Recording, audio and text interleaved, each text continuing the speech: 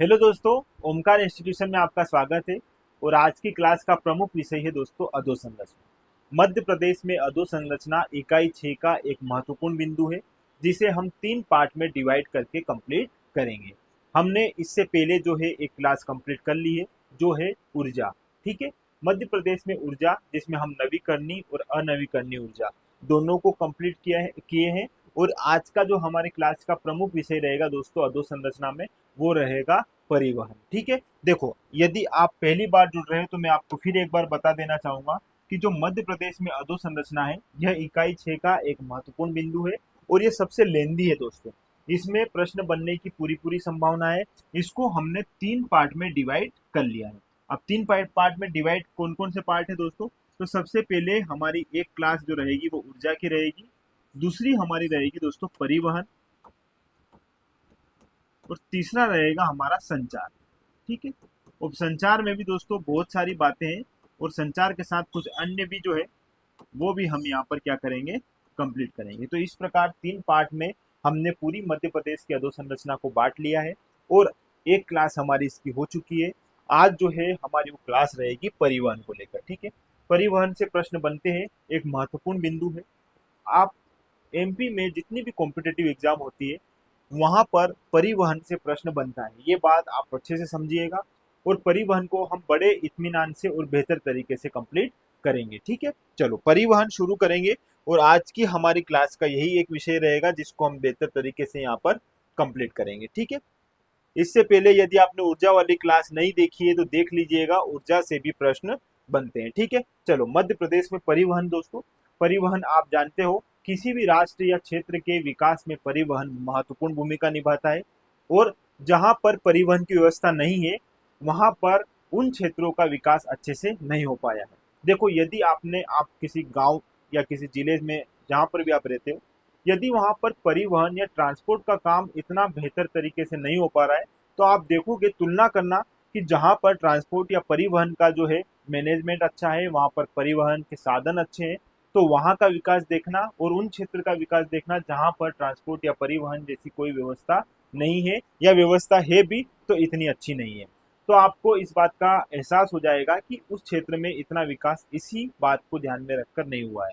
क्योंकि कई बार दोस्तों संसाधन उपलब्ध रहते हैं, लेकिन परिवहन की व्यवस्था इतनी अच्छी नहीं रहती है, तो भी वहां पर विकास होना संभव नहीं हो पाता है। ठीक है, तो ये कुछ बेसिक सी बातें हैं जो आप जानते हो। और परिवहन एक बेहतर माध्यम है दोस्तों दूरी को कम करने का। आप देखते हो, कोई मुंबई से इंदौर आ रहा है तो वो कितने 4-5 घंटे में यहाँ पर आ जाएगा। क्यों? क्योंकि दोस्तों आप जानते हो, परिवहन जो है, वायु परिवहन के माध्यम से यदि आप देखोगे तो कितना कम समय में जो है हम लंबी लंबी दूरियों को तय कर लेते हैं। इसी प्रकार रेल का माध्यम, सड़क माध्यम, ये जो है हमारे परिवहन के अच्छे माध्यम है, जिनको हम बेहतर और इत्मीनान से आज यहाँ पर कंप्लीट करेंगे। ठीक है, तो ये है परिवहन। और मध्य प्रदेश के परिवहन को हम 3 पार्ट में डिवाइड करके कंप्लीट करेंगे। हमारे 3 पार्ट कौन कौन से रहेंगे? देखो दोस्तों, सड़क परिवहन। सड़क परिवहन से भी हम यहाँ पर देखेंगे, जिसमें राष्ट्रीय राजमार्ग, राजमार्ग, जिला मार्ग है ना, इन ग्रामीण क्षेत्र के मार्ग, ये सारे हम यहाँ पर कंप्लीट करेंगे और यहाँ से प्रश्न बनते हैं। इसी प्रकार यदि हम रेल परिवहन की बात करेंगे दोस्तों, तो रेल परिवहन में भी हम रेल पहली कहाँ शुरू हुई थी, कब शुरू हुई थी, किसके द्वारा शुरू की गई थी, रेल मार्ग जो है हम सारे यहाँ पर अच्छे से कंप्लीट करेंगे।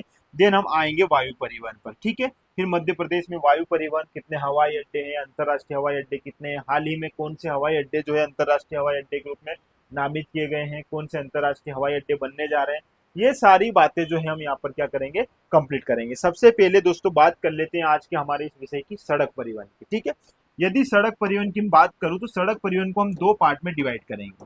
देखो, एक तो राष्ट्रीय राजमार्ग के रूप में डिवाइड करेंगे, और दूसरा पीडब्ल्यूडी के अनुसार इसको हम बांटते हैं। जब हम पीडब्ल्यूडी के अनुसार इसको बांटते हैं तो हमें 3 प्रकार से हम हमारे मार्ग को डिवाइड करते हैं, जिनमें हमारे कौन कौन से ये जो है मार्ग बन जाएंगे। देखो, ये आ जाएगा राज्य राजमार्ग, ये आ जाएगा जिला मार्ग, और ये आ जाएगा दोस्तों ग्रामीण क्षेत्र के मार्ग। अब हम इन्हीं को तोड़कर अच्छे से जो है यहाँ पर क्या करेंगे, पूरा पूरा इसका अध्ययन करेंगे। ठीक है, चलो, इससे पहले हम राष्ट्रीय राजमार्ग मार्ग पर पहुंचे, या जो भी हमारे मार्ग जो है, जिला मार्ग जो है, इन पर पहुंचे, उससे पहले हम सड़क परिवहन का ओवरऑल जो करंट के संबंध में प्रश्न बनने की संभावना है, उनको देख लेते हैं। क्या है दोस्तों, वर्तमान परिदृश्य में जो सड़क परिवहन है इसको एक बार मोटा मोटा अच्छे से समझेंगे, देन फिर हम इन पर अच्छे से चर्चा करेंगे। ठीक है, चलो बात कर लेते हैं सबसे पहले सड़क परिवहन की वर्तमान परिदृश्य के रूप में।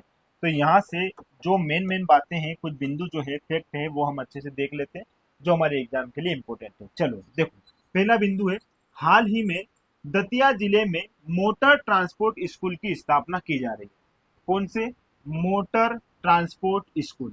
इसकी सुविधा कहाँ पर जो है शुरू की जा रही है? दतिया जिले में। ठीक है, ये बात याद रखना। कुछ करेंट के बिंदु है जो हम मैं यहाँ पर आपको बताऊंगा, फिर जो ट्रेडिशनल चीजें हैं वो तो समझाऊंगा इसे। ये कुछ बिंदु है, अच्छे से देख लीजिएगा। फिर बात करते हैं दोस्तों नेट ट्रैक्स।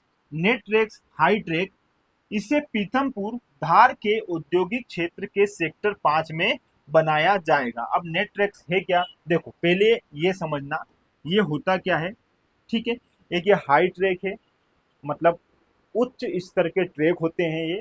इसको पहले फुल फॉर्म के रूप में याद रखिएगा। इसका नाम क्या है दोस्तों? नेशनल,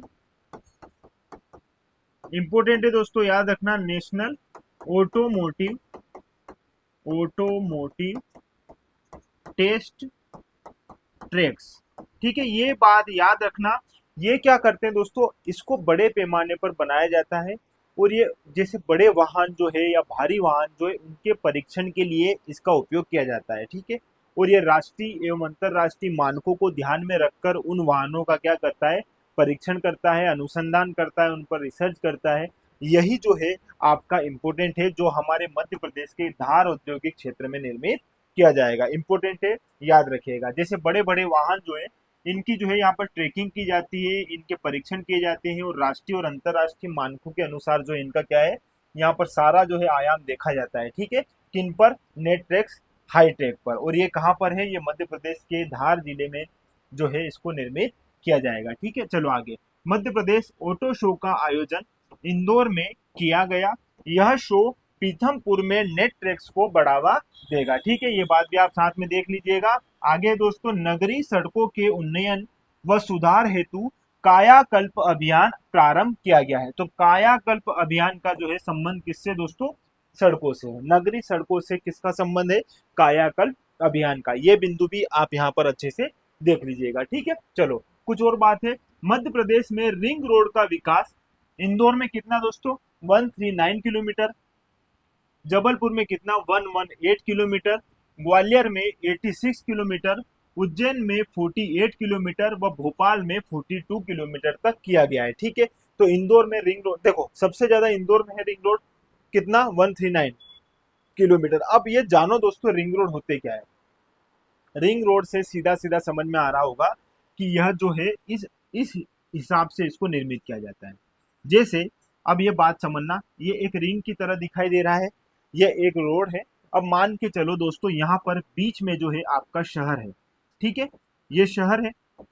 अब इस शहर में ट्रैफिक ज्यादा ना हो और ट्रैफिक की व्यवस्था सुनियोजित तरीके से संचालित हो पाए, इसी बात को ध्यान में रखकर इन रिंग रोड्स का निर्माण किया जाता है। ये जितने भी बड़े बड़े शहर हैं या आप कितनी भी बड़ी सिटी देख लो, उनके बाहर इसको इस प्रकार से निर्मित किया जाता है। क्यों?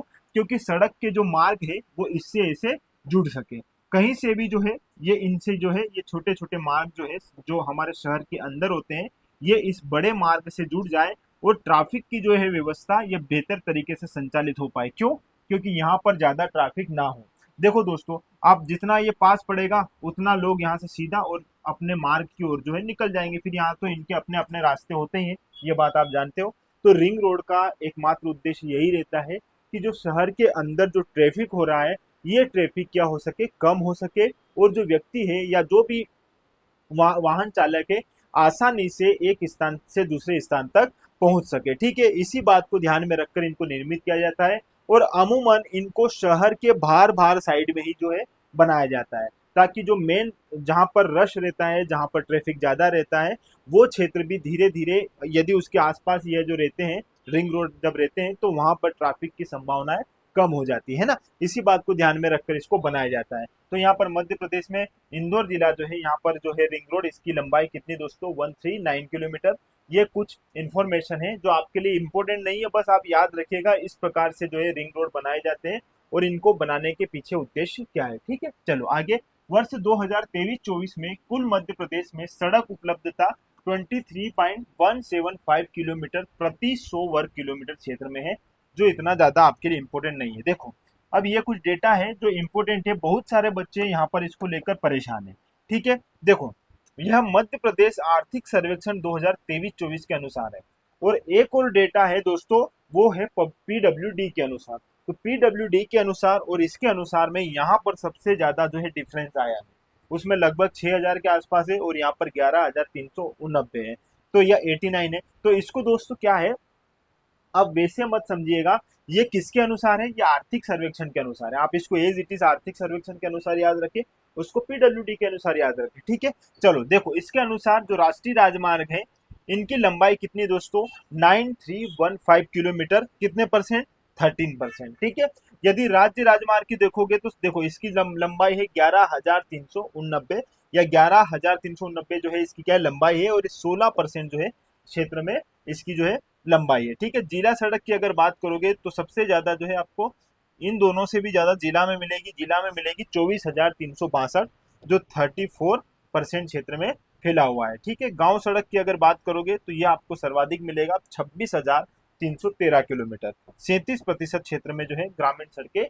फैली हुई है। और मध्य प्रदेश में कुल सड़क देखोगे तो 71379 किलोमीटर है। ये बात आप यहाँ पर अच्छे से याद रखना, ये डेटा इंपॉर्टेंट है। ठीक है, चलो अब पीडब्ल्यूडी के अनुसार क्या है दोस्तों, या लोक निर्माण विभाग के अनुसार क्या है, इसे अच्छे से देख लीजिए। देखो, लोक निर्माण विभाग के अनुसार सड़कों की लंबाई जनवरी 2024 तक है ना, तो यहाँ पर राज्य मार्ग जो है, ठीक है, और ये इनकी लंबाई है। तो राष्ट्रीय राजमार्ग की अगर मैं बात करूंगा तो 9316 किलोमीटर है, जो इससे थोड़ा ही ऊपर नीचे है ना। यहाँ पर कितना है दोस्तों, 9315 है, और यहाँ पर कितना बता रहा है, 9316। तो ये है लोक निर्माण विभाग और ये है मध्य प्रदेश आर्थिक सर्वेक्षण विभाग। अब समस्या यहाँ आ रही है कि यहाँ पर राष्ट्रीय राजमार्ग जो है 11389 किलोमीटर है, और यहाँ पर जो है राज्य राजमार्ग, सॉरी, यहाँ पर जो राज्य राजमार्ग जो है लोक निर्माण विभाग के अनुसार इसकी लंबाई केवल 6815 किलोमीटर बता रहा है। तो आपको बस दोनों का याद रखना कि ये लोक निर्माण विभाग के अनुसार है और वो आर्थिक सर्वेक्षण 2023-24 के अनुसार है। मुख्य जिला मार्ग की अगर लंबाई देखोगे तो 27,076, 27076 किलोमीटर। ग्रामीण एवं अन्य जिला मार्गों की अगर आप यहाँ पर लंबाई देखोगे तो 30908 किलोमीटर है, और कुल यदि देखोगे तो 74115 किलोमीटर है। यह किसके अनुसार है, लोक निर्माण विभाग के अनुसार। ठीक है, अब देखते हैं दोस्तों वर्तमान में मध्य प्रदेश के एक्सप्रेसवे। सबसे पहले जानते हैं एक्सप्रेसवे क्या होते हैं। देखो, एक्सप्रेसवे से सीधी सीधी बात समझ में आ रही कि यहाँ पर जो है वाहन बहुत गति से क्या करेंगे, संचालित होंगे। लेकिन इन एक्सप्रेसवे को ऐसे बनाया जाएगा दोस्तों कि इसमें किसी भी प्रकार से वाहनों को कोई बाधा ना आए। यदि वो स्पीड से भी चले तो उनमें एक्सीडेंट होने की संभावनाएं बहुत कम हो। देखो, एक्सप्रेसवे किन्हें कहते हैं, मान लो ये एक ट्रैक है दोस्तों, एक रास्ता है, इस रास्ते पे यदि इस साइड से जो वाहन जाएंगे वो इसी साइड से जाएंगे, और इसके बीच में कुछ गैप बना दी जाती है। ठीक है, ताकि जाने वाले केवल जाए और आने वाले केवल आए, है ना। ये बात याद रखना दोस्तों। तो इसमें जो है संभावनाएं कम हो जाती है एक्सीडेंट की। और जो मोड़ रहते हैं ना, जैसे मोड़, अब यदि यहाँ पर स्पीड से कोई व्यक्ति आ रहा है और इस प्रकार की व्यवस्था नहीं है बीच में, और इधर से भी कोई आ रहा है, तो यहाँ पर मोड़ जैसी जो स्थान होते हैं, यहाँ पर क्या होते हैं, घटनाएं ज्यादा होती है। तो इन घटनाओं को रोका जा सके और व्यक्ति जो है या वाहन जो है यदि स्पीड से भी जाए तो उन्हें परेशानी ना हो, इसी बात को ध्यान में रखकर जो है इन एक्सप्रेसवे का निर्माण किया जाता है। ठीक है, ताकि हम जल्दी जल्दी जो है अपना रास्ता जो है पूरा करें, अपना सफर पूरा करें बिना दुर्घटना के। ठीक है, फिर भी लोग उड़ा देते हैं डिवाइडर को जाके गाड़ी पार। ठीक है, ध्यान नहीं रहता है, हो जाती है चीजें। तो यहाँ पर सबसे पहले बात करते हैं विंध्य एक्सप्रेसवे की। विंध्य एक्सप्रेसवे में अगर देखेंगे तो मध्य प्रदेश में 676 किलोमीटर लंबे विंध्य एक्सप्रेसवे या विंध्य प्रगति पथ के निर्माण की घोषणा की गई है। ठीक है, कितना रहेगा ये, 676 किलोमीटर। यह भोपाल जिले को सिंगरौली जिले से जोड़ेगा, ये बात भी याद रखिएगा। और यह 6 जिले, जिसमें कौन कौन शामिल है दोस्तों, भोपाल, दमोह, कटनी, रीवा, सीधी एवं सिंगरौली से होकर गुजरेगा। ठीक है, ये बात याद रखना विंध्य एक्सप्रेसवे की। फिर आगे देखना अटल प्रगति पथ। अटल प्रगति पथ की कुल लंबाई है 299 किलोमीटर। अब ये 299 किलोमीटर है ना दोस्तों, यह लंबाई दी है आर्थिक सर्वेक्षण में, ठीक है। और आर्थिक सर्वेक्षण जो है इसमें यह लंबाई दी है, और यह 2023-24 का जो आर्थिक सर्वेक्षण है उसके अनुसार ये लंबाई दी है। यदि आप विकिपीडिया पे या कहीं और सर्च करोगे तो आपको इसकी लंबाई मिलेगी 404 किलोमीटर, ठीक है। तो यहाँ पर थोड़ा सा बच्चों को कंफ्यूजन था। अब आर्थिक सर्वेक्षण के अनुसार यदि बात करेंगे तो ज्यादा बेहतर होगा, तो मैंने इसीलिए जो है हमारी पुस्तक में इस बात को अच्छे से मेंशन किया है कि यह 299 किलोमीटर है, ठीक है। चलो आगे बात करते हैं। इसको पूर्व में झांसी उत्तर प्रदेश से तथा पश्चिम में कोटा राजस्थान तक जोड़ा जाएगा, ठीक है। मध्य प्रदेश में श्योपुर, मुरैना, भिंड, ग्वालियर क्षेत्र कुल 299 किलोमीटर की लंबाई से गुजरेगा। ये इन क्षेत्रों में जो है 299 किलोमीटर की लंबाई से गुजरेगा। चलो आगे, दिल्ली मुंबई एक्सप्रेसवे, यह भारत माला योजना के अंतर्गत दिल्ली से मुंबई को जोड़ने वाली परियोजना है, ठीक है। इसकी कुल लंबाई 1356 किलोमीटर है, जो मध्य प्रदेश सहित देश के 5 राज्यों से गुजरेगा, ठीक है। इस परियोजना का 245 किलोमीटर क्षेत्र मध्य प्रदेश में रतलाम, मंदसौर व झाबुआ जिले से होकर गुजरेगा, ठीक है। ये कुछ छोटी छोटी बातें हैं जो आपको यहाँ पर ध्यान रखनी होगी। चलो अब बात कर लेते हैं नर्मदा एक्सप्रेसवे की। तो देखो, मध्य प्रदेश सरकार द्वारा इसको मंजूरी कब मिली दोस्तों? 4 फरवरी 2022 को, और इसकी कुल लंबाई है 867 किलोमीटर। यह प्रदेश का सबसे बड़ा एक्सप्रेसवे होगा, ठीक है। याद रखिएगा, सबसे बड़ा एक्सप्रेसवे होने वाला है हमारा कौन सा? नर्मदा एक्सप्रेसवे। और यह मध्य प्रदेश के चाबुत्रा जो अमरकंटक कंटक में है, यहाँ से तो झाबुआ तक कुल 12 जिलों से होकर गुजरेगा। अब वो 12 जिले कौन कौन से रहेंगे दोस्तों? मंडला, जबलपुर, नरसिंहपुर, होशंगाबाद, हरदा, खंडवा, खरगोन, बड़वानी, अलीराजपुर, ठीक है। तो ये जो है हमारे 12 जिले रहेंगे जिनसे होकर यह एक्सप्रेसवे निकलेगा, ठीक है। इसे भारत माला परियोजना में शामिल कर लिया गया है, तो ये बात भी आप यहाँ पर याद रखिएगा। दोनों बिंदु इंपॉर्टेंट है। मालवा प्रगति पथ की लंबाई 450 किलोमीटर है, ये फैक्ट भी याद रखिएगा। और बुंदेलखंड प्रगति पथ की लंबाई है 330 किलोमीटर, ठीक है। ये दो फैक्ट भी आप अच्छे से देख लीजिएगा, यहाँ से भी यदि प्रश्न बने तो, ठीक है। अब कुछ सामान्य जानकारी देख लेते हैं सड़कों की, ठीक है। अब मध्य प्रदेश में सड़कों की एक सामान्य जानकारी होना जरूरी है, और यहाँ से सीधे सीधे प्रश्न बनते हैं। देखो बेसिक सी बातें हैं, आपको पता है दोस्तों। अगर वो आपसे, देखो इसमें मैंने सारे वही फैक्ट जोड़े हैं जो आपकी एग्जाम के लिए बहुत बहुत ज्यादा इंपॉर्टेंट है। चलो सबसे पहले देखते हैं, सड़कों की दृष्टि से मध्य प्रदेश का देश में कौन सा स्थान है? 15 क्रमांक का स्थान है, ठीक है। मध्य प्रदेश सड़क परिवहन निगम की स्थापना 1 जून 1962 को हुई थी, और यह 31 दिसंबर 2002 को विघटित कर दिया गया, ठीक है। स्थापना कब हुई थी परिवहन निगम की? मध्य प्रदेश सड़क परिवहन निगम की 1 जून 1962, ठीक है। मध्य प्रदेश सड़क विकास परिवहन की स्थापना 2004 भोपाल में की गई है। मध्य प्रदेश ग्रामीण विकास प्राधिकरण 1 अप्रैल 2018 को भोपाल में स्थापित किया गया। मध्य प्रदेश सड़क वर्ष, अब ये इंपॉर्टेंट है कि मध्य प्रदेश द्वारा सड़क वर्ष किस वर्ष को घोषित किया गया है? तो यहाँ पर 2005 को, ये याद रखिएगा। मध्य प्रदेश में फास्टैग प्रणाली लागू हुई 2021 में, ठीक है। फास्टैग प्रणाली आप जानते हो। सर्वाधिक सड़कों का घनत्व सतना में मिलेगा दोस्तों, और न्यूनतम सड़कों का घनत्व मिलेगा श्योपुर में, ठीक है। दोनों फैक्ट इंपोर्टेंट है। सर्वाधिक आपको घनत्व मिलेगा सड़कों का सतना में, और सबसे कम मिलेगा श्योपुर में। राष्ट्रीय राजमार्गों का चौराहा किसे कहा जाता है? ब्यावरा को, और ब्यावरा कहाँ है दोस्तों? राजगढ़ में, ठीक है। ये बात याद रखिएगा। और सर्वाधिक सड़क वाला जिला है सीधी, और न्यूनतम सड़क वाला जिला है झाबुआ, ठीक है। ये दो फैक्ट भी इंपॉर्टेंट है। और आगे देख लेते हैं क्या है इसके बारे में। देखो दोस्तों, कुछ और इंपॉर्टेंट दिए हैं। ये फैक्ट सीधे सीधे एग्जाम में पूछे जाते हैं कि मध्य प्रदेश का सबसे लंबा सड़क पुल कहाँ पर है? तो मध्य प्रदेश का सबसे लंबा सड़क पुल सिंध नदी पर मिलेगा, ठीक है। और ये 2500 मीटर पर, ठीक है।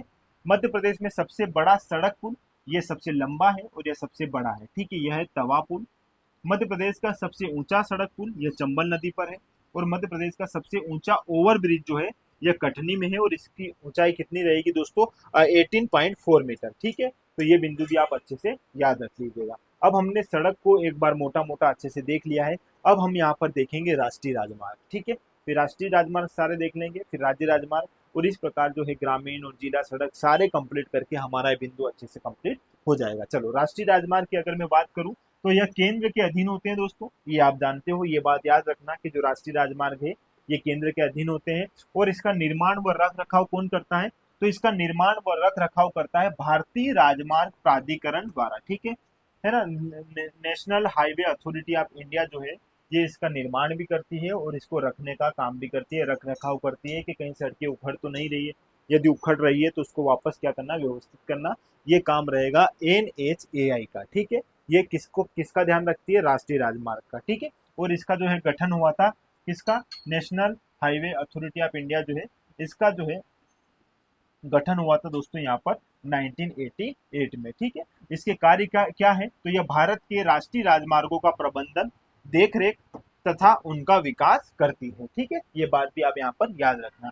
मध्य प्रदेश के 46 राष्ट्रीय राजमार्ग गुजरते हैं। मध्य प्रदेश में कितने दोस्तों, 46 राष्ट्रीय राजमार्ग गुजरते हैं जिनकी लंबाई 9315 किलोमीटर है और यह है आर्थिक सर्वेक्षण 2023-24 के अनुसार, ठीक है। और सबसे लंबा राष्ट्रीय राजमार्ग कौन सा है दोस्तों, NH46 और इसकी लंबाई है 634 किलोमीटर, है ना। और ये कहाँ से कहाँ तक निकलता है, तो ये ग्वालियर से बैतूल तक। ऊपर से देखोगे नॉर्थ से तो साउथ तक, आप हमारे मध्य प्रदेश का अगर मैप देखोगे तो उत्तरी बिंदु ग्वालियर से लेके नीचे कहाँ तक दोस्तों, बैतूल तक जो है यह हमें देखने को मिलता है, ठीक है। चलो, सबसे छोटा राष्ट्रीय राजमार्ग कौन सा है, तो यह है 135 BB और यह इसकी लंबाई है 7.5 किलोमीटर, ठीक है। अच्छे से याद रखना, सबसे लंबा भी और सबसे छोटा भी, दोनों की लंबाई भी, ठीक है। कहाँ कहाँ से ये निकलता है ये बात भी आप अच्छे से देख लेना, आगे मैं सारी चीजें आपको समझाऊंगा। देखो दोस्तों, अब 46 राष्ट्रीय राजमार्ग है, यदि हम इन सबके ऐसे संबंधित मार्ग देखेंगे तो बहुत ज्यादा परेशानी भी आ जाएगी और आप लोग कंफ्यूज भी हो जाओगे, लेकिन एग्जाम में जो पूछता है वो सारे हम एरिया यहाँ पर कवर करेंगे। सबसे पहले हम 5 बड़े जो है राष्ट्रीय राजमार्ग उनको देख लेते हैं, वो किन किन क्षेत्र से गुजरते हैं वो भी देख लेते हैं और उनकी लंबाई कितनी है वो भी देख लेते हैं। फिर हम सबसे कम जो है लंबाई वाले जो है हमारे राष्ट्रीय राजमार्ग उनको देख लेंगे जो सबसे छोटे हैं, फिर उससे छोटा, उससे बड़ा, उससे बड़ा, और इस प्रकार हम 5 वो भी देख लेंगे। देन उसके बाद हम देखेंगे कि कौन कौन से राष्ट्रीय राजमार्ग जो है हमारे मध्य प्रदेश से वो गुजरते हैं, ठीक है। उनकी हम सबकी लंबाई याद नहीं करेंगे और ना ही वो कहाँ कहाँ किस किस क्षेत्र से निकल रहे हैं वो याद करेंगे। आपको मैं PDF प्रोवाइड करवा दूंगा, वहां पर सारी चीजें आपको मिल जाएगी, लेकिन जो एग्जाम में पूछे जा सकते हैं उन सारे आयाम को हम यहाँ पर अच्छे से कवर कर लेते हैं, ठीक है। चलो देखो, सबसे पहले राष्ट्रीय राजमार्ग की बात करूं NH46 की, तो यहाँ पर NH46 जो है इसकी लंबाई दोस्तों 634 किलोमीटर। कहाँ से निकलता है दोस्तों, ग्वालियर से, तो कहाँ तक, बैतूल तक, ठीक है। अभी थोड़ी देर पहले मैंने बताया था। तो ग्वालियर से आएंगे हम शिवपुरी, शिवपुरी से आएंगे गुना, गुना से आएंगे ब्यावरा, ब्यावरा से पहुंचेंगे भोपाल, भोपाल में ही है दोस्तों अबेदुल्लागंज, ये भी आप याद रखना कहीं कंफ्यूजन ना हो आपको।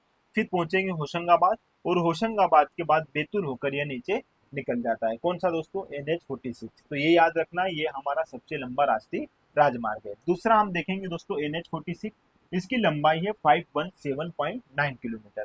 ये निकलता है मुरैना, मुरैना से पहुंचेंगे ग्वालियर, ग्वालियर से सागर, सागर से नरसिंहपुर, नरसिंहपुर से लखनादौन और लखनादौन से सिवनी, ठीक है। ये याद रखना दोस्तों, ये भी इंपॉर्टेंट है, लखनादौन सिवनी, सिवनी दोनों जगह एक ही है ना, तो ये भी याद रखना। फिर NH47 जो है हमारा तीसरा सबसे बड़ा राष्ट्रीय राजमार्ग है, इसकी लंबाई है 558.6 किलोमीटर। कहाँ से चलेगा दोस्तों, पश्चिम से चलेगा, ये झाबुआ, पश्चिमी क्षेत्र से झाबुआ, झाबुआ से धार, धार से इंदौर, इंदौर से हरदा, हरदा से बैतूल और बैतूल के बाद ये पांडुना होकर, छिंदवाड़ा होकर जो है निकल जाएगा, ठीक है। ये याद रखिएगा अपना NH47। फिर NH45 आएगा दोस्तों 495.2 किलोमीटर के साथ, ये हमारे चौथा सबसे बड़ा राष्ट्रीय राजमार्ग है। अमरकंटक से ये निकलेगा, अनूपपुर अमरकंटक से निकलेगा, पूर्वी साइड से निकलेगा दोस्तों, जिसमें डिंडोरी, जबलपुर, गोहरगंज, अबेदुल्लागंज, भोपाल और नरसिंहपुर वाले क्षेत्र में यह मिलेगा, ठीक है। ये अगला हमारा पांचवा है दोस्तों NH30, इसकी लंबाई है 493.7 किलोमीटर, ठीक है। यह उत्तर प्रदेश सीमा से आएगा और उत्तर प्रदेश सीमा से रीवा, कटनी, मंडला और छत्तीसगढ़ सीमा तक पहुंचेगा, ठीक है। तो ये हमारे 5 सबसे बड़े हो गए। अब देखो, अब इन सबकी ये किलोमीटर्स याद मत रखना, इनके किलोमीटर्स जरूर याद रखना, कभी क्रम में पूछा जा सकता है, ठीक है। इनको भी क्रम में पूछा जा सकता है और इनके संबंधित क्षेत्र को भी यहाँ पर पूछा जा सकता है, ये बात आप अच्छे से याद रखिएगा। उसके बाद जैसे NH52, क्या ये मध्य प्रदेश से निकलता है, इस प्रकार से पूछा जाता है, तो यह निकलेगा। फिर हमारा NH43, इसी प्रकार NH552 जो है यह भी मध्य प्रदेश से निकलता है। NH39 मध्य प्रदेश से निकलेगा, NH34, NH543, NH347B यह भी मध्य प्रदेश से निकलता है। NH547, NH148N, NH346, NH347C, ये भी मध्य प्रदेश से निकलता है। इसी प्रकार NH552G, 934, NH146, NH347, NH752B, NH539, NH252C, NH27, ये भी याद रखना, ये भी हमारे एमपी से निकलता है। फिर जो है NH135BC, NH719, 347G, 753A, 135B, 148C, 135C, NH943, यह जो है हमारे मध्य प्रदेश से गुजरने वाले राष्ट्रीय राजमार्ग है। इसी प्रकार NH135, NH752G, NH56, NH146B, NH927A, NH135BD, NH147E, NH347A, याद रखना BD है और एक BB है जो सबसे छोटा है ना। आगे मैं अब आपको वही बता रहा हूँ। देखो दोस्तों, अब जो मैं बता रहा हूँ इनकी आप लंबाई भी याद रखना, संबंधित क्षेत्र भी याद रखना, ठीक है। ये प्रश्न बनते हैं। देखो सबसे छोटा, पहले तो इन दोनों की लंबाई कहीं मेंशन है नहीं। जो NH752D है जो उज्जैन और बड़नगर से होकर उज्जैन बड़नगर तक है, NH752 752D। और इसी प्रकार NH753B जो है यह रावेर, विवोर, खुर्द जो बुरहानपुर जिले में आपको देखने को मिलेगा। आपको याद क्या क्या रखना है दोस्तों, ये भी याद रखना है। देखो ये है NH135BB, याद रखना यह जो है सबसे छोटा हमारा राष्ट्रीय राजमार्ग है और इसकी लंबाई है दोस्तों 7.5 किलोमीटर, ये याद रखिएगा। और ये जमीरा, बरगढ़, गहूर, दुबी, मगदौर और बामोरा क्षेत्र से निकलता है। इसी प्रकार आप देखोगे NH339 भी, यह इससे थोड़ा सा ही बड़ा है और यह जो है 9 किलोमीटर है, ठीक है। यह खजुराहो वाले क्षेत्र में आपको देखने को मिलेगा। इसी तरह NH339 जो है यह 15 किलोमीटर के दायरे में आपको दिखेगा और यह जो है कहाँ मिलेगा दोस्तों, उत्तर प्रदेश की सीमा में, ठीक है। NH16G जो है यह 20 किलोमीटर इसकी लंबाई है और यह महाराष्ट्र क्षेत्र में आपको, महाराष्ट्र की सीमा के पास आपको देखने को मिलेगा। तो ये मध्य प्रदेश के सबसे छोटे राष्ट्रीय राजमार्ग है, ठीक है। ये बात आप यहाँ पर अच्छे से याद रख लीजिएगा। इस प्रकार से सीधे सीधे प्रश्न बनते हैं। तो हमने राष्ट्रीय राजमार्ग अच्छे से कंप्लीट किया। अब हम देख लेते हैं दोस्तों राज्य राजमार्ग। राज्य राजमार्ग भी इंपॉर्टेंट है, यहाँ से सीधे सीधे प्रश्न जो है बनते हैं, ठीक है। तो एक बार यहाँ पर अच्छे से इसको देख लीजिएगा। जो राज्य राजमार्ग है यह प्रदेश की राजधानी तथा प्रमुख व्यावसायिक जिलों या नगरों व ग्रामीण क्षेत्रों को आपस में क्या करते हैं, जोड़ते हैं, ठीक है। इनका निर्माण व रख रखाव राज्य सरकार के लोक निर्माण विभाग या PWD द्वारा किया जाता है, ठीक है। तो राज्य सरकार का जो PWD विभाग है या लोक निर्माण विभाग जो है ये इसका रख रखाव भी करता है और इसका निर्माण भी करता है। और राज्य में कुल 94 राज्य राजमार्ग है और इसकी लंबाई है 11389 किलोमीटर, है ना। और मध्य प्रदेश लोक निर्माण विभाग के अनुसार इसकी लंबाई कितनी है, 6815 किलोमीटर, ठीक है। दोनों बात यहाँ पर मैंने मेंशन कर दी है। एक आर्थिक समीक्षा के अनुसार है और एक क्या है दोस्तों, PWD के अनुसार। चलो ठीक है। प्रदेश का सबसे बड़ा राजकीय राजमार्ग कौन सा है दोस्तों, SH62, ठीक है। और इसकी लंबाई है 327 किलोमीटर और यह सागर से छिंदवाड़ा तक जो है आपको मिलेगा, ठीक है, सागर से छिंदवाड़ा तक। और प्रदेश का सबसे छोटा राजकीय राजमार्ग है SH1A और इसकी लंबाई 5 किलोमीटर है और यह भिंड जिले में आता है, ठीक है। ये भिंड जिले के अंतर्गत है हमारा सबसे छोटा राजकीय राजमार्ग, ठीक है। ये बात आप यहाँ पर याद रख लीजिएगा। चलो अब कुछ चर्चा के बिंदु है वो यहाँ पर अपन देख लेंगे। फिर 5 सबसे बड़े राजकीय राजमार्ग देख लेंगे और 5 सबसे छोटे राजकीय राजमार्ग देख लेंगे। तो हमारा ये वाला सेगमेंट भी अच्छे से कंप्लीट हो जाएगा, ठीक है। चलो पहले चर्चा के कुछ बिंदु है वो देख लेते हैं।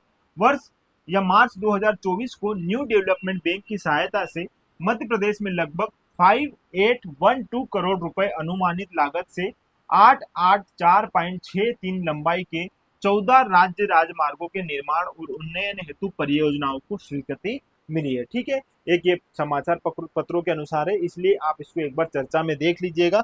बाकी इतना ज्यादा इंपॉर्टेंट नहीं है, जो इंपॉर्टेंट है वो मैं अब यहाँ पर आपको बता रहा हूँ, इसको अच्छे से आप समझिएगा। देखो सबसे बड़े जो है 5 हमारे राज्य राजमार्ग कौन से वो देख लेते हैं, ठीक है। चलो सबसे पहले SH62 हमने देख लिया है, 327 इसकी लंबाई है और संबंधित जिले कौन कौन से दोस्तों, तो सागर, रायसेन, नर्मदापुरम और छिंदवाड़ा। सागर से चलेगा ये छिंदवाड़ा तक, ठीक है।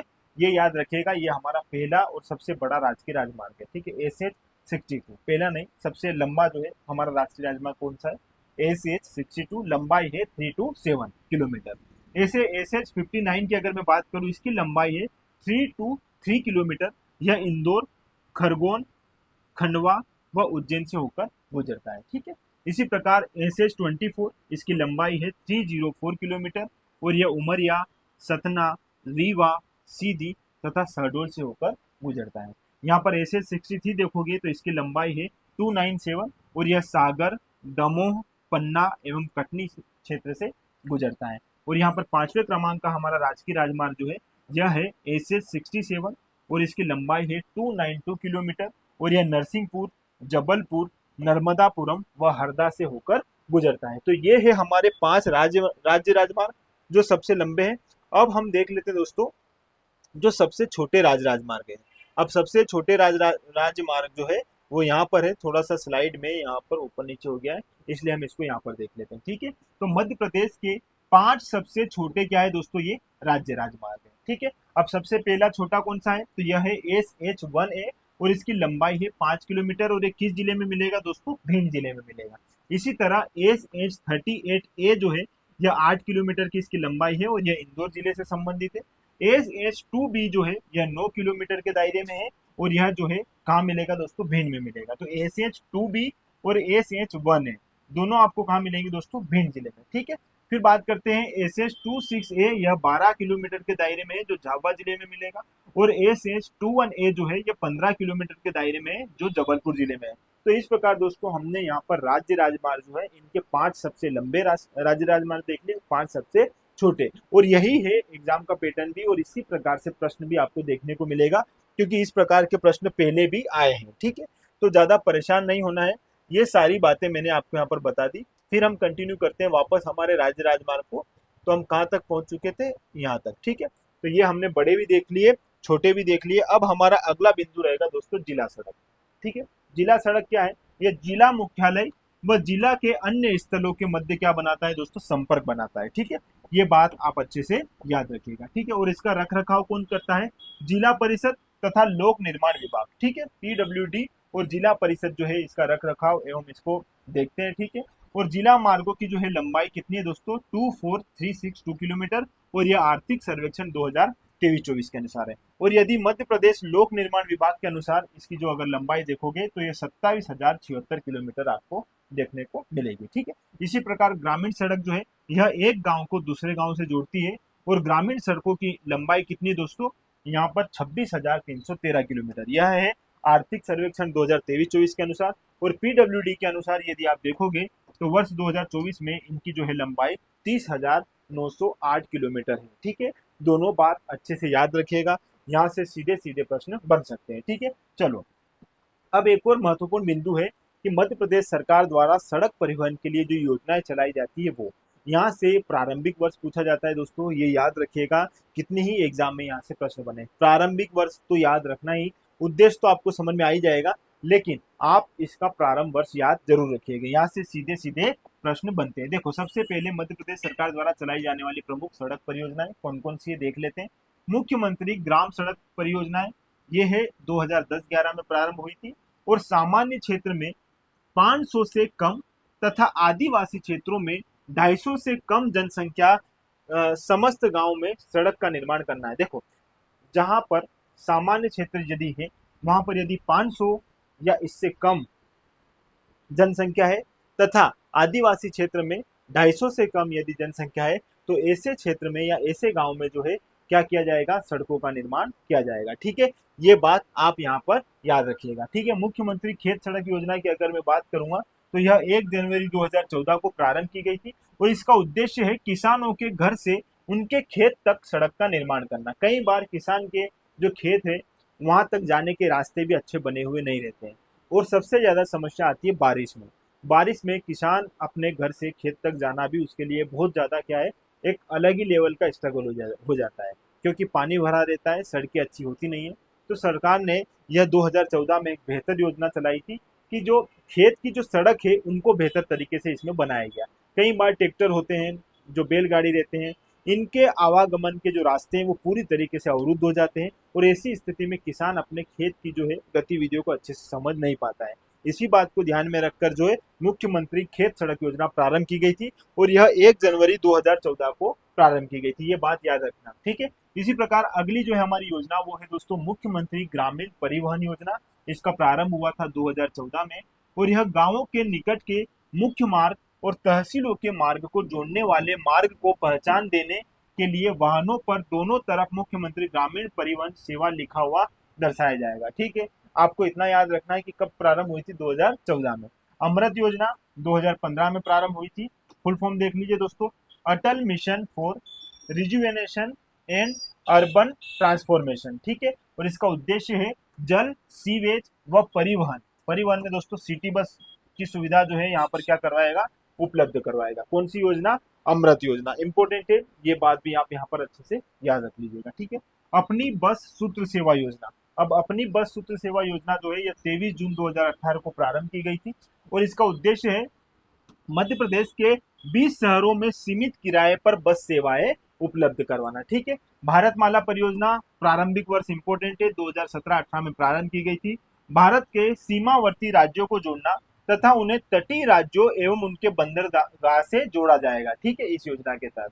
इसके अंतर्गत मध्य प्रदेश में 5987 किलोमीटर लंबाई के राष्ट्रीय राजमार्ग को स्वीकृति दी गई है। इसके अंतर्गत भोपाल व इंदौर को 6 लेन एक्सप्रेसवे और बाईपास के निर्माण की भी स्वीकृति दी गई है, ठीक है। भारत माला परियोजना वर्ष 2017-18, ये बात अच्छे से आप यहाँ पर क्या करना दोस्तों, याद रख लेना, ठीक है। चलो, प्रधानमंत्री सड़क योजना, इसकी शुरुआत हुई थी दोस्तों 25 दिसंबर 2000 को, ठीक है। तो इसका उद्देश्य क्या है, सामान्य क्षेत्र में 500 से अधिक और अनुसूचित क्षेत्रों में 250 से अधिक जनसंख्या होने पर सड़कों का निर्माण करना, ठीक है। पीएम गति शक्ति मास्टर प्लान जो है यह माननीय प्रधानमंत्री के द्वारा 13 अक्टूबर 2021 को क्या किया गया था दोस्तों, लॉन्च किया गया था, ठीक है। ये बात भी आप यहाँ पर याद रखिएगा। अब जो है हमारा यहाँ पर राष्ट्रीय राजमार्ग और राजमार्ग का जो मुख्य बिंदु थे, जिसमें सड़क मार्ग, ग्रामीण, जिसमें जिला सड़क मार्ग, ग्रामीण सड़क मार्ग, ये सारे हमने अच्छे से कंप्लीट कर लिए। अब दोस्तों देख लेते हैं हमारा रेल परिवहन। सड़क परिवहन कंप्लीट होता है, अब हम देखते हैं रेल परिवहन, ठीक है। रेल परिवहन जो है दोस्तों यह आवक जावक एवं व्यापार का बहुत ही सुगम एवं सस्ता माध्यम है। आप जानते हो सबसे सस्ता माध्यम यदि है तो वह हमारा कौन सा है, रेल परिवहन है, ठीक है। बहुत बेहतर परिवहन है और मध्य प्रदेश में रेल सेवा विभाग का मुख्यालय कहाँ मिलेगा दोस्तों, आपको भोपाल में मिलेगा, ठीक है। विभाजन से पूर्व मध्य प्रदेश में रेल मार्ग की लंबाई 6100 किलोमीटर थी। याद रखना, विभाजन से पूर्व हमारे यहाँ कितनी लंबाई थी रेलवे की दोस्तों, 6100 किलोमीटर। लेकिन अभी वर्तमान में इसकी कितनी हो गई दोस्तों, 4903 किलोमीटर। 4903 किलोमीटर याद रखना। सीधा सीधा यहाँ से प्रश्न बन सकता है कि मध्य प्रदेश में रेल परिवहन की जो लंबाई है या रेल मार्ग की जो लंबाई है वो कितनी है, 4903 किलोमीटर, ठीक है। अब आगे देख लेते हैं रेल परिवहन वर्तमान परिदृश्य। अब रेल परिवहन को वर्तमान परिदृश्य में समझते हैं दोस्तों। रेल में सफर के लिए यात्री अब केवल 60 दिन पहले ही रिजर्वेशन करवा सकेंगे। पहले यह व्यवस्था कैसी थी दोस्तों, यह 120 दिन पहले जो है मस्त रिजर्वेशन करवा सकते थे और बाद में लोग क्या करते थे, कैंसिल कर देते हैं, है ना। तो ऐसी स्थिति ना हो, इसी बात को ध्यान में रखकर अभी 2024 से नियम बना दिया है कि आप जो है 60 दिन पहले ही जो है आप अपना रिजर्वेशन करवा सकते हो, ठीक है। पहले डबल था, 120 दिन था। 15 नवंबर 2023 तक प्रदेश में रेलवे ट्रैक की कुल लंबाई 5188 किलोमीटर है, जो देश में मध्य प्रदेश रेलवे ट्रैक की लंबाई में चौथे स्थान पर। हमारा मध्य प्रदेश रेलवे ट्रैक की लंबाई में कौन से स्थान पर है दोस्तों, चौथे नंबर पर है। ये बात याद रखिएगा, ठीक है। और यह मध्य प्रदेश आर्थिक समीक्षा 2023-24 के अनुसार है। तो मध्य प्रदेश देश में रेलवे ट्रैक की लंबाई में कौन से नंबर पर है, चौथे नंबर पर है, ठीक है। मध्य प्रदेश को वर्ष 2023-24 के बजट में रिकॉर्ड 13,607 करोड़ रुपए रेलवे प्रोजेक्ट के लिए प्रदान किए गए हैं, ठीक है। याद रखिएगा, 1 अप्रैल 2023 में मध्य प्रदेश की पहली व देश की 11वीं वंदे भारत एक्सप्रेस रानी कमलापति स्टेशन भोपाल से नई दिल्ली के बीच चलाई गई, ठीक है। और इसकी अधिकतम गति कितनी हो सकती है दोस्तों, 160 किलोमीटर प्रति घंटा।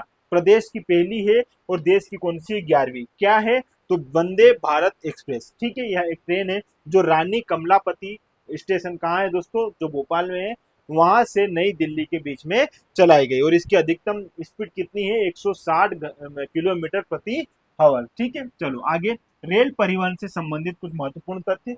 जो आपके एग्जाम के लिए जरूरी है। मध्य प्रदेश की रेलवे लाइन 6 जोन के अंतर्गत आती है। प्रदेश का पहला रेल मार्ग कौन सा है दोस्तों?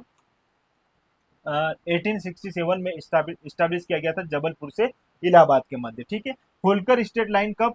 1869 में खंडवा से इंदौर के मध्य, और यह तुकोजी राव होलकर द्वितीय के प्रयासों से निर्मित की गई थी। ठीक है। राजपूताना मालवा लाइन 1877, यह इंदौर से उज्जैन के मध्य चलती है। इलाहाबाद जब से जबलपुर रेल मार्ग जो है यह 1867 में स्टैब्लिश किया गया, और यह मध्य प्रदेश का पहला रेल मार्ग था। ठीक है। मध्य प्रदेश का पहला रेल मार्ग, ये इंपॉर्टेंट है दोस्तों, क्या है? इलाहाबाद से जबलपुर रेल मार्ग। ठीक है। कब? 1867 में। आगे कुनो कुमारी एक्सप्रेस 1895 में, यह राजा माधवराव सिंधिया ने ग्वालियर से शिवपुरी के मध्य इस नैरो गेज ट्रेन का प्रारंभ किया था। नैरो गेज ट्रेन क्या होती है दोस्तों? सकरी चलने वाली पटरी जो रहती है 2 फीट से 5 फीट की इनकी पटरी रहती है, ज्यादा इसमें पटरी की जो लंबाई नहीं रहती है, 2 फीट से लेके 5 फीट तक होती है। और ये सकरी जो है सकरे मार्ग में चलती है, कौन सी? Narrow gauge train. ये भी बात थोड़ा सा यहाँ पर आप देख लीजिएगा। और यह कौन सी थी? कुनो कुमारी एक्सप्रेसवे। ठीक है, ये याद रखना। ग्वालियर से शिवपुरी के मध्य जो है इस नैरो गेज ट्रेन का प्रारंभ किया था। किसने? राजा माधवराव सिंधिया ने। ये बात याद रख लीजिएगा। ठीक है। आगे बात करते हैं भोपाल एक्सप्रेस। इसका अभी नाम क्या है दोस्तों? हजरत निजामुद्दीन एक्सप्रेस। इसे ISO 9001 प्रमाण पत्र प्रदान किया गया है, और यह ऐसा प्रमाण पत्र प्राप्त करने वाली देश की पहली ट्रेन है। ठीक है। रेवांचल एक्सप्रेस तथा बुंदेलखंड एक्सप्रेस को ISO 14001 प्रमाण पत्र प्रदान किया गया है। ठीक है। आगे रानी कमलापति हबीबगंज रेलवे स्टेशन को वर्ष 2017 में निजी रेलवे स्टेशन बना दिया गया है, और इस स्टेशन को बंसल ग्रुप, किसके द्वारा दोस्तों? बंसल ग्रुप द्वारा लीज पर ले लिया गया है, और यह देश का पहला निजी रेलवे स्टेशन बन गया है। कौन सा? रानी कमलापति रेलवे स्टेशन। याद रखना, किसने इसको लीज पर लिया है? बंसल ग्रुप ने। चलो, छुइया घाटी सुरंग, यह मध्य प्रदेश की सबसे लंबी रेल सुरंग है, जो रीवा और सीधी के मध्य छुइया घाटी में है। ठीक है। और इसकी लंबाई है दोस्तों 3.34 किलोमीटर। इंपॉर्टेंट है, ये बात याद रखना। छुइया घाटी सुरंग। ठीक है। कहा? किस किस के बीच? रीवा और सीधी के बीच। इंपॉर्टेंट है, याद रखना। मोहनिया सड़क सुरंग, यह मध्य प्रदेश की सबसे बड़ी सुरंग है, जो रीवा और सीधी के बीच मोहनिया घाटी नेशनल हाईवे 39 पर स्थित है, और इसकी लंबाई है 2.28 किलोमीटर। ये भी बात याद रखना, मोहनिया सड़क सुरंग और छुइया घाटी सुरंग। ठीक है। दोनों इंपॉर्टेंट है, दोनों अच्छे से याद रखना। ठीक है। चलो आगे। देश की पहली ISO प्रमाणित ट्रेन कौन सी दोस्तों? भोपाल एक्सप्रेस। भोपाल एक्सप्रेस देश की पहली ISO प्रमाणित ट्रेन है, और प्रदेश का पहला pink railway station Madan Mahal. कहाँ है ये? जबलपुर में। रेल स्प्रिंग कारखाना कहाँ मिलेगा दोस्तों? ग्वालियर में। पश्चिम मध्य रेलवे का मुख्यालय जबलपुर में है। स्थापना कब हुई थी दोस्तों? 2003 में। ऑफिशियल वेबसाइट पर अधिसूचना इसकी दी गई है 4 जुलाई 2002। दोनों बात याद रखना कि इसकी अधिसूचना जो है ऑफिशियल वेबसाइट पर यदि देखोगे तो 4 जुलाई 2002 दी गई है, लेकिन यदि आप कई बार इसकी डेट देखते हो तो आपको यहाँ पर मिलेगा 2003। ठीक है। दोनों बात को ध्यान में रखकर ही आप सही आंसर तक पहुंचना है ना। रेल सेवा आयोग का मुख्यालय कहाँ है दोस्तों? भोपाल में। देश की पहली ग्रीन ट्रेन कौन सी है दोस्तों? भोपाल एक्सप्रेस है। और 2021 में स्टेच्यू ऑफ यूनिटी के लिए मध्य प्रदेश के रीवा से गुजरात के केवड़िया तक एक ट्रेन की शुरुआत की गई है। ठीक है। कहाँ से? मध्य प्रदेश के रीवा से लेके गुजरात के केवड़िया तक। स्टेच्यू ऑफ यूनिटी आप जानते हो दोस्तों, सरदार वल्लभ भाई पटेल जी की मूर्ति है, जो सबसे बड़ी मूर्ति है। इसको देखने के लिए ही 2001 में यह शुरुआत की गई थी। ठीक है। कहाँ से कहाँ चलेगी? मध्य प्रदेश के रीवा से गुजरात के केवड़िया तक। ये बात याद रखना। चलो आगे बात करते हैं। 2021 में प्रदेश की पहली किसान एक्सप्रेस ट्रेन प्याज लेकर, क्या लेकर गई थी दोस्तों? प्याज लेकर गई थी। कहां से कहां? इंदौर से गुवाहाटी। ठीक है। ये बात याद रखना। Pink railway station Madhya Pradesh का पहला तथा देश का तीसरा पिंक रेलवे स्टेशन का दर्जा जबलपुर के मदन मोहन रेलवे स्टेशन को प्रदान किया गया है। ठीक है। जबलपुर का मदन मोहन, कहाँ लिखा है? मदन मोहन। ये मदन मोहन रेलवे स्टेशन जो है यह मध्य प्रदेश का पहला तथा देश का तीसरा पिंक रेलवे स्टेशन बन गया है। ठीक है। और इस रेलवे स्टेशन में सभी कार्य करने वाले कौन होंगे दोस्तों? महिलाएं होंगी। और इसकी शुरुआत कब हुई थी? 8 मार्च 2019 को। ये बात याद रखना। कहाँ है? जबलपुर में। ठीक है। आगे पाताल पानी रेलवे स्टेशन का नाम बदलकर 22 नवंबर 2021 को टांटिया मामा रेलवे स्टेशन कर दिया गया है। ठीक है। ये बात तो आपको पता है, इसकी जानकारी आपको होगी। ठीक है। अब मध्य प्रदेश में जो रेलवे प्रतिष्ठान है इनकी स्थान और इनके जो जिले हैं, कारखाना किस जिले में स्थित है, ये एक बार देख लीजिएगा। यहाँ से सीधे सीधे प्रश्न बनते हैं, ये कारखाने हैं और ये जिले हैं। तो रेल स्प्रिंग का जो कारखाना है वो कहाँ मिलेगा, ग्वालियर में मिलेगा। ठीक है, रेलवे रिक्रूटमेंट बोर्ड कहाँ मिलेगा दोस्तों, भोपाल में। रेलवे कोच रिपेयर फैक्ट्री कहाँ मिलेगी, निशातपुरा भोपाल में। ठीक है, डीजल इंजन कारखाना इंदौर और विदिशा में निर्मित है। डीजल लोकोमोटिव फैक्ट्री कहाँ मिलेगी दोस्तों, सीहोर में। रेलवे स्लीपर कारखाना बुधनी सीहोर में मिलेगा। रेलवे विश्वविद्यालय भोपाल में प्रस्तावित है। ठीक है, ये बात याद रखिएगा। सबसे बड़ा रेलवे जंक्शन इटारसी कहाँ है दोस्तों, नर्मदापुरम में। और सबसे बड़ा रेलवे रसोई घर भी आपको कहाँ मिलेगा, इटारसी में मिलेगा। यहाँ से सीधे सीधे प्रश्न पूछे जा सकते हैं, इस बात को आप अच्छे से याद रखिएगा। ठीक है, ये स्लाइड यहाँ आ गई थी, इसको हमने अच्छे से देख लिया था। ठीक है, अब मध्य प्रदेश की जो रेलवे जोन है जिनकी संख्या कितनी है, 6 है। तो ये कौन कौन से है और किन किन क्षेत्र में जो है ये आते हैं, देखो ये जोन है और ये इनके डिवीजन है। ठीक है, चलो पश्चिमी जोन की अगर बात करूं तो यहाँ पर एक आपको मिलेगा रतलाम डिवीजन और एक मिलेगा बड़ोदरा डिवीजन। ठीक है, तो इसमें कौन कौन से जंक्शन शामिल होंगे, इंदौर और उज्जैन जंक्शन। ठीक है, तो रतलाम डिवीजन में इंदौर और उज्जैन जंक्शन है। ठीक है, और पश्चिमी जोन के अंदर 2 डिवीजन है, कौन से, रतलाम डिवीजन और बड़ोदरा डिवीजन। इसी प्रकार पश्चिमी मध्य जोन की बात करूं तो यहाँ पर आपको जबलपुर डिवीजन, भोपाल डिवीजन और कोटा डिवीजन मिलेगा। अब इनमें जंक्शन कौन कौन से हैं, तो जबलपुर डिवीजन में आपको कटनी जंक्शन और रीवा जंक्शन मिलेगा। और भोपाल डिवीजन में आपको बीना जंक्शन और इटारसी जंक्शन मिलेगा। ठीक है, कोटा डिवीजन में आपको सुवासरा जंक्शन जो मंदसौर में स्थित है ये आपको यहाँ पर मिलेगा। ठीक है, पश्चिमी मध्य जोन में। ठीक, यदि दक्षिण पूर्वी मध्य जोन की बात करूँ तो यहाँ बिलासपुर डिवीजन और नागपुर डिवीजन दिखेंगे, जिसमें अनूपपुर जंक्शन जो है बिलासपुर डिवीजन के अंतर्गत आएगा। शहडोल जंक्शन वह भी बिलासपुर डिवीजन, और यह जो उमरिया जंक्शन है यह भी बिलासपुर डिवीजन के अंतर्गत आएगा। नागपुर डिवीजन में आपका बालाघाट जंक्शन, नैनपुर जंक्शन जो मंडला में स्थित है, किसके अंतर्गत आएंगे, नागपुर डिवीजन के अंतर्गत। ठीक है, 3 और हमारे बचे हैं कौन से, उत्तरी मध्य जोन, यह झांसी डिवीजन इसी के अंतर्गत आएगा। और झांसी डिवीजन में आपका ग्वालियर जंक्शन, ओरछा जंक्शन और खजुराहो जंक्शन शामिल है। ठीक है, रेलवे मध्य रेलवे जोन की अगर मैं बात करूं दोस्तों तो यहाँ भूसावल डिवीजन आएगा और नागपुर डिवीजन आएगा।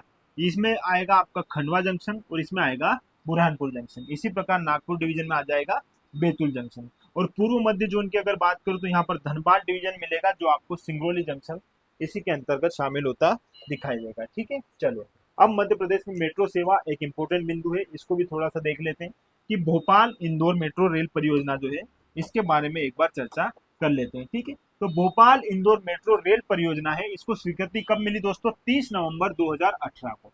ठीक है, इसमें केंद्र व राज्य दोनों 50-50% जो है अनुदान राशि देगी। ठीक है, ये बात भी याद रखना। दोनों परियोजनाओं का परीक्षण जो है कब कब हुआ है, तो इंदौर का हुआ है सितंबर 2023 में और भोपाल का हुआ है अक्टूबर 2023 में।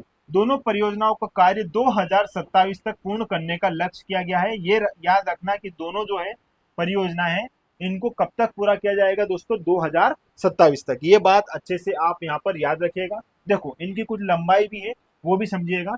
सबसे पहले भोज मेट्रो की मैं बात करूं तो भोज मेट्रो कहाँ मिलेगी दोस्तों, भोपाल में। ठीक है, कहाँ मिलेगी, भोपाल में। और इसकी लंबाई कितनी है दोस्तों, 2787 किलोमीटर। ठीक है, ये लंबाई याद रखना 2787 किलोमीटर। और इससे ज्यादा है इंदौर मेट्रो की। इंदौर मेट्रो की जो है लंबाई इससे ज्यादा है और यह आपको कितनी लंबाई है इसकी, ये दिख रही है 3132 किलोमीटर। ठीक है, इस प्रकार जबलपुर में भी जो है यहाँ पर मेट्रो प्रस्तावित है और उज्जैन में भी जो है मेट्रो प्रस्तावित है। ये 2 बात भी आप यहाँ पर अच्छे से याद रखना इंपॉर्टेंट है। ठीक है, चलो आगे बात करते हैं वायु परिवहन की। देखो अब हमारा रेल परिवहन के बाद हम देखते हैं वायु परिवहन। सबसे पहले हमने सड़क परिवहन अच्छे से देख लिया, फिर हमने रेल परिवहन भी देख लिया, अब हमारा अंतिम है वायु परिवहन। ठीक है, इसको बेहतर तरीके से कंप्लीट करते हैं। देखो राजा भोज एयरपोर्ट पर मध्य भारत का पहला एविएशन सिक्योरिटी ट्रेनिंग इंस्टीट्यूट जो है शुरू किया जाएगा और यह असम और दिल्ली के बाद देश का तीसरा ऐसा इंस्टीट्यूट होगा। कौन सा दोस्तों, एविएशन। एविएशन मतलब विमानन, हिंदी में इसको बोलते हैं विमानन, विमानन सुरक्षा प्रशिक्षण संस्थान। ठीक है, और यह संस्थान क्या करता है दोस्तों, जो वायु या वायु वाहन जो है हमारे वायु परिवहन जो है इनकी गतिविधियों में सुरक्षा को ध्यान रखता है। ठीक है, सुरक्षा की व्यवस्था जोड़ने का काम करता है कौन सा, हमारा ASTI। ठीक है, और यह जो है भारत का पहला एविएशन होगा, जो मध्य भारत का हमारा पहला एविएशन होगा जो असम और दिल्ली के बाद तीसरे स्थान पर है। ठीक है, तीसरा रहेगा हमारा, ठीक है, याद रखना। चलो, नीमच में नवीन हवाई पट्टी का विस्तार किया गया है।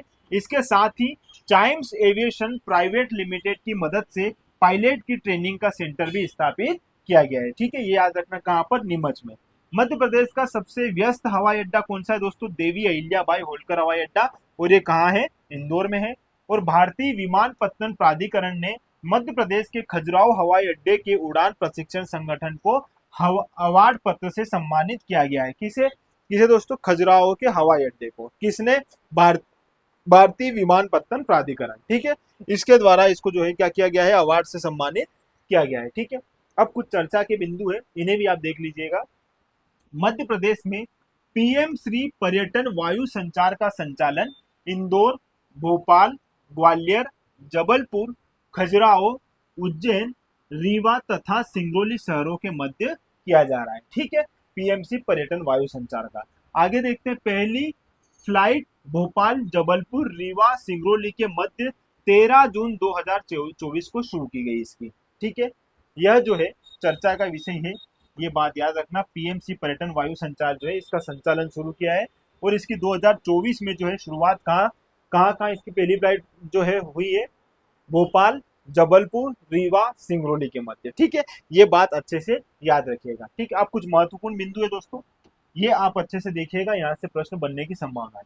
मध्य प्रदेश की पहली अंतरराष्ट्रीय उड़ान भोपाल एयरपोर्ट से हज यात्रा के लिए की गई थी, और कब हुई थी दोस्तों? ये 2010 में, ठीक है। इसी प्रकार मध्य प्रदेश में वायु परिवहन का प्रारंभ 26 जुलाई 1948 को इंदौर से ग्वालियर के मध्य हुआ था। ये इंपॉर्टेंट बिंदु है कि मध्य प्रदेश में पहली बार वायु परिवहन का प्रारंभ कब हुआ? तो यह हुआ दोस्तों 1948 में, 26 जुलाई 1948 को। कहां से? इंदौर से ग्वालियर के मध्य, ठीक है, इंपॉर्टेंट बिंदु है, ये याद रखिएगा। चलो, मध्य प्रदेश का प्रथम अंतरराष्ट्रीय एयरपोर्ट इंदौर, इसकी पहली अंतरराष्ट्रीय उड़ान 15 जुलाई 2019 को इंदौर से दुबई के मध्य हुई थी।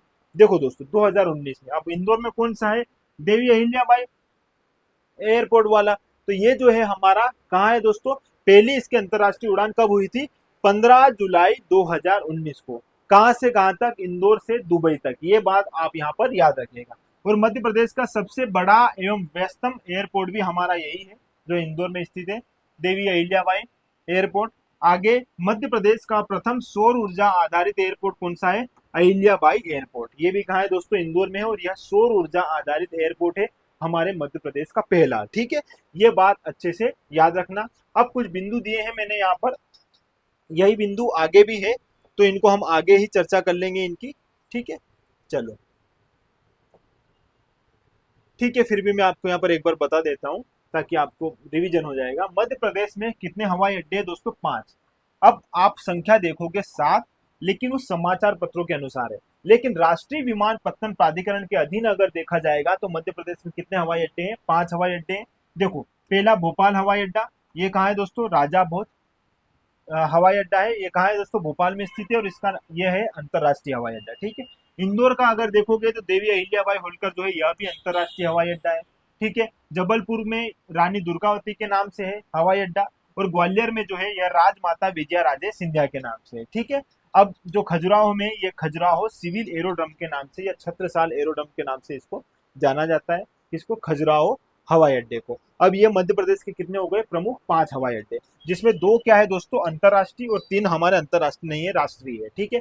अब यहाँ समाचार पत्रों के अनुसार आपको 2 और हवाई अड्डे मिलेंगे, जिसमें छठा है दोस्तों रीवा का, जिसे अक्टूबर 2024 में इसकी घोषणा की गई है, और 7वां है दोस्तों सतना, और यह 20 दिसंबर 2024 को इसकी घोषणा हुई है। तो इस प्रकार हम 7 हवाई अड्डे देखेंगे कुछ समय बाद, ठीक है। लेकिन मध्य प्रदेश में 5 हवाई अड्डे तथा 26 हवाई पट्टियां वर्तमान में है, ये बात आप अच्छे से याद रखना, ठीक है।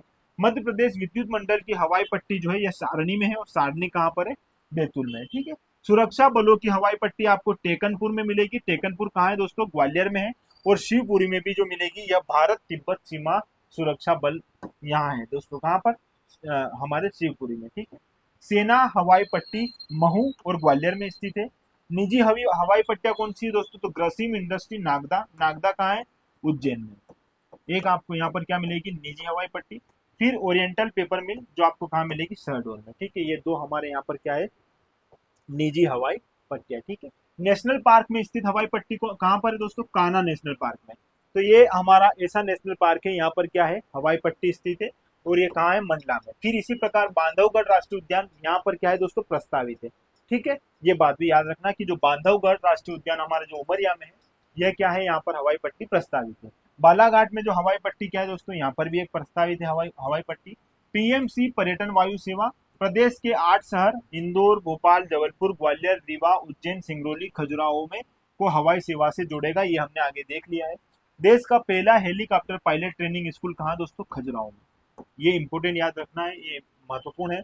देश का पहला हेलीकॉप्टर पायलट ट्रेनिंग स्कूल कहाँ मिलेगा, खजुराहो में, ठीक है। पर्यटन विभाग के अधीन प्रस्तावित हवाई पट्टी कौन सी दोस्तों, सकरिया। और सकरिया कहाँ है, पन्ना में, या पर्यटन विभाग के अधीन प्रस्तावित है, ठीक है। भारतीय विमानपत्तन प्राधिकरण के अधीन आधिपत्य में इंदौर, भोपाल, जबलपुर, खजुराहो और ग्वालियर, इन सभी में हवाई अड्डे आते हैं, ठीक। ये तो हमने देख ही लिए, पांचों हवाई अड्डे हमारे जो है भारतीय विमानपत्तन प्राधिकरण के अंतर्गत आते हैं, ठीक है। चलो, ये बात मैं आपको बता रहा था कि हमने आगे भी चर्चा में देख लिया है। एक बार फिर देख लो कि ये जो 5 हवाई अड्डे हैं, ये हमारे किसके अधीन है दोस्तों, भारतीय विमानपत्तन प्राधिकरण के अधीन, ठीक है, ये 5। और जो जो समाचार पत्रों के अनुसार जो है वो ये 2 हैं, जिसमें छठवां है दोस्तों रीवा, जिसकी घोषणा हुई है अक्टूबर 2024 में, और 7वां है दोस्तों सतना में, जिसकी घोषणा हुई है 20 दिसंबर 2024 में। बाकी ये पांचों हमने देख लिए हैं, एक बार फिर आप देख लीजिएगा। भोपाल राजा भोज अंतर्राष्ट्रीय है ये, और फिर दूसरा अंतर्राष्ट्रीय आप देखोगे तो ये देवी अहिल्याबाई होलकर, ये कहाँ है दोस्तों, इंदौर में। डुमना या रानी दुर्गावती के नाम से हवाई अड्डा कौन सा है, जबलपुर में है। राजमाता विजया राजे सिंधिया के नाम से जो है यह हमारा हवाई अड्डा हमें कहाँ मिलेगा, ग्वालियर में। और खजुराहो सिविल एरोड्रम जो है ये कहाँ मिलेगा दोस्तों, खजुराहो में, ठीक है। तो ये बात हमने यहाँ पर अच्छे से कर ली है, सारे बिंदु जो है हमने यहाँ पर अच्छे से कंप्लीट कर लिए। तो आज की हमारी इस क्लास में दोस्तों हमने बेहतर तरीके से पूरा परिवहन कंप्लीट कर लिया है, परिवहन अच्छे से कंप्लीट किया है। अब हमारी एक और क्लास रहेगी अधोसंरचना की, जिसमें हम ये संचार वाला टॉपिक जो है अच्छे से कंप्लीट कर लेंगे, और कुछ अन्य अधोसंरचनाएं रहेगी वो भी यहाँ पर देख लेंगे। तो इस प्रकार 3 क्लास में हमारी मध्य प्रदेश की पूरी अधोसंरचना कंप्लीट हो जाएगी। ये आपकी जितनी भी कॉम्पिटेटिव एग्जाम है वहां से अधोसंरचना से प्रश्न बनते हैं, इसलिए बेहतर तरीके से इसको कंप्लीट कर लीजिएगा, ठीक है। चलो दोस्तों, आज के लिए इतना ही, और आगे इसी प्रकार हमसे जुड़े रहिए, और जुड़े रहने के लिए आपका बहुत बहुत धन्यवाद। Thank you.